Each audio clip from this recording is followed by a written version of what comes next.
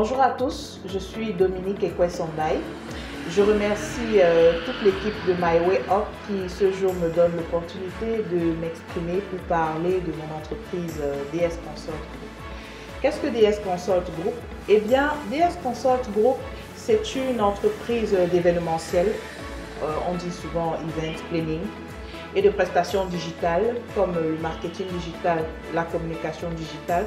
Si vous voulez de manière plus spécifique, le web marketing, le community management et la rédaction web. Nous faisons également d'autres prestations de services. Alors, je vais commencer par dire que pour moi, l'entrepreneuriat, c'est un milieu de challenge, c'est un milieu de défi et je suis une personne qui aime beaucoup les challenges. J'aime montrer ce que je sais faire.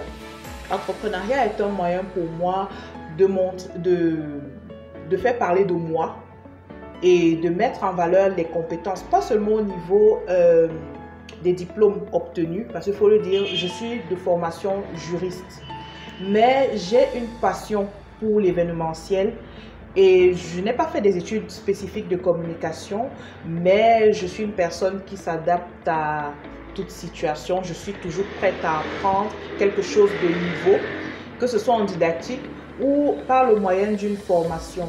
Et l'entrepreneuriat a justement ce joli côté qu'il vous permet d'apprendre vous-même de par les expériences sur le terrain et il vous permet également d'ancrer un peu, c'est-à-dire de marquer ce qui vous sollicite dans la mesure où vous, de base, vous n'avez pas une compétence pour quelque chose. Mais le fait de vous former, le fait d'apprendre, le fait de vouloir vous surpasser pour satisfaire la personne qui vous sollicite, je pense que l'entrepreneuriat est un très bon moyen pour nous de mettre en valeur peut-être une compétence qui de base n'est pas la vôtre. Alors le premier challenge, le tout premier problème que j'ai, c'est justement au niveau de la ressource humaine. Je ne peux pas dire financier, parce que moi, je ne vais pas faire partie de ceux qui ont dit qu'avec une plume de poulet, il a commencé avec 3 graines d'arachide. Non, j'ai le soutien de mon père. Oui, dans tout ce que je fais, dans tout ce que jusqu'à présent, il me tient encore la main. Donc, je veux dire, mon challenge est beaucoup plus au niveau de la ressource humaine. Donc, quand on débute, quand on fait son business plan, il y a le volet ressources humaines. Et le fait de ne pas encore pouvoir avoir de la ressource humaine, c'est handicapant dans la mesure où vous êtes obligé de renoncer à certains marchés. Vous êtes obligé de vous départager un peu, d'être un peu multitâche, ou bien vous êtes obligé de vous associer ou de collaborer avec d'autres personnes, même si ça ne vous fait pas gagner ce que vous aurez dû percevoir si la prestation était faite entièrement par vous. Mais c'est pas mauvais en soi, parce qu'on apprend toujours des autres également. Je vais faire une petite précision. Je suis maman d'un garçon de 7 ans. Naturellement, ma journée commence par aller déposer mon fils à l'école. Et quand je reviens, vu que je suis engagée dans d'autres projets, DS Consult Group prend maximum 3 heures de temps. Pardon, j'essaye de prendre les messages d'éventuels clients qui m'ont laissé la veille. J'essaye de vérifier, de checker mon planning si j'ai pas de marché à livrer. Et après ça, je me dédie à mes autres projets parce que je suis, comment dire, on dit souvent entre guillemets consultant. Je ne veux pas employer ce terme, mais je vais dire je prête mon expérience dans d'autres projets. Donc c'est un peu comme ça que je manage. Et puis je coupe, je vais prendre mon fils et je reviens travailler. Parce qu'il ne faut pas... Moi, je suis de celles qui pensent que l'entrepreneuriat ne doit pas nous empêcher d'avoir une vie personnelle. Et s'investir également dans l'éducation de l'enfant. Malgré le fait que l'entrepreneuriat soit prenant et contraignant, c'est très important d'être à toutes les étapes de la vie d'un enfant. Quand on prend la charge, quand on prend sur soi de donner la vie, c'est vraiment très important de s'impliquer. Les conseils que je vais donner, ils ne sont pas nombreux. Mais le premier conseil, c'est l'entrepreneuriat. Il faut toujours penser que l'entrepreneuriat, c'est un problème qu'on essaye de résoudre. C'est une solution qu'on apporte. Le premier conseil, c'est identifier le problème que vous voulez résoudre. C'est ça. le leitmotiv de l'entrepreneuriat. Ensuite, il faut être passionné par ce qu'on fait. Il faut aimer ce qu'on fait. Parce qu'il y a d'autres qui s'engagent parce qu'ils ont entendu que ça donnerait de l'argent. Ils sont impressionnés par des émissions où on présente des entrepreneurs à succès, où on présente des têtes fortunées. Ils se disent, bon, vu que ça marche par effet de mode, non, il faut s'engager parce qu'on a un problème qu'on veut résoudre et qu'on veut être au service des autres. Parce que l'entrepreneuriat, c'est un don de soi. Aimer ce qu'on fait et s'engager dans un domaine où on a pas forcément une très grande expérience, mais qu'on a le minimum de compétences et il faut être disposé à apprendre. Il faut être à l'écoute. Mon père a été celui qui a un peu impulsé ma volonté de me mettre à l'entrepreneuriat. C'était un désir refoulé parce que je me disais non, quand tu es femme, être chef d'entreprise, femme, comment tu vas manager ta vie plus tard?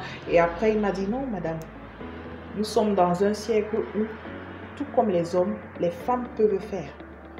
Pourquoi?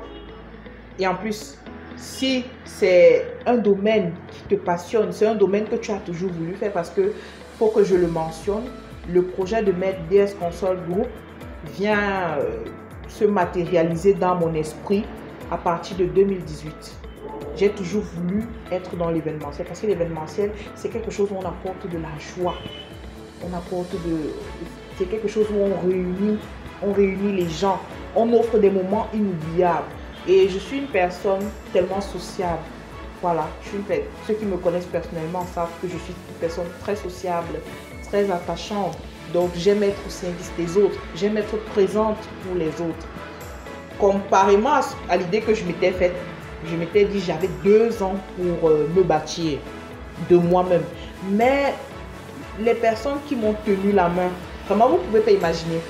Vous arrivez dans un environnement où vous devez vous imposer, vous devez vous faire connaître, vous devez devenir crédible. Il y a un souci de crédibilité quand on débute. Les clients sont familiarisés avec un certain nombre de personnes. Vous êtes là, vous êtes le tout nouveau. C'est un peu lorsque on lance par exemple un produit cosmétique. Vous êtes habitué à vous laver avec le savon Nivea et on vous dit qu'il y a un nouveau savon et le propriétaire de la marque essaye de vous convaincre, non, ça a telle vertu, utilisez. Vous, en tant que client, vous hésitez. Donc, il y a eu ce côté-là. Mais la chance que j'ai eue, c'est que des aînés dans le métier ont décidé de me tenir la main. Au quotidien, ce sont des conseils. L'implication qu'ils font, la manière dont ils se donnent pour me transmettre leurs connaissances. Ça n'a pas de prix et je vois vraiment les choses évoluer. Avec le Covid, moi je m'étais dit bon, je suis à 0 marché. Mais depuis le mois de mai, je me retrouve quasiment à 15 marchés réalisés déjà. Le premier obstacle, justement, c'est me faire connaître. Donc, me faire accepter. C'était ça le premier obstacle. Donc, me frayer mon petit chemin. Ensuite, il y a le souci de financement parfois. Voilà, par exemple, ce bureau, il y a 1 an, je n'avais pas une adresse précise. Je me déplaçais pour aller satisfaire les clients. C'est vrai, on dit que quand il y a l'argent ne regarde ni l'endroit ni l'heure. Mais pour moi, être situé, être adressé était tellement primordial. Voilà un peu de petites difficultés auxquelles j'ai fait face. Je ne peux pas dire qu'il y a des personnes qui ont refusé en termes professionnels de m'apporter de leurs connaissances. Non.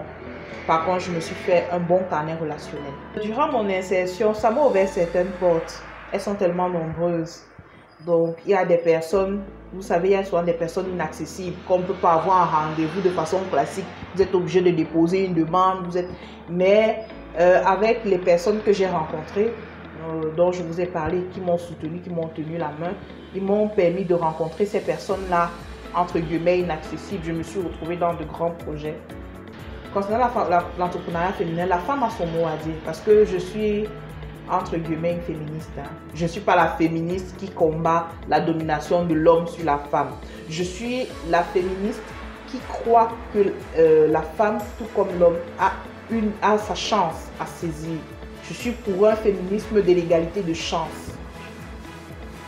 Parce que la femme a son mot à dire, donc elle a le droit de s'impliquer dans la vie de son pays. L'entrepreneuriat contribue à une implication au niveau économique de notre pays. Donc j'invite beaucoup de femmes, j'invite les femmes, s'il vous plaît, j'invite les femmes à s'investir un peu plus dans le domaine de l'entrepreneuriat, sortir des préjugés, des idées conçues qu'une vie réussie, c'est une vie où on est assise derrière un bureau parce que tant qu'on n'a pas un concours ou bien la vie de mère empêche de s'investir dans l'entrepreneuriat, non. Vous pouvez vendre vos chips, faire vendre des chips, c'est entreprendre. Entreprendre, c'est une idée qu'on a et qui résout un problème. Les gens ont toujours besoin de manger. Voilà. Donc, autant de choses.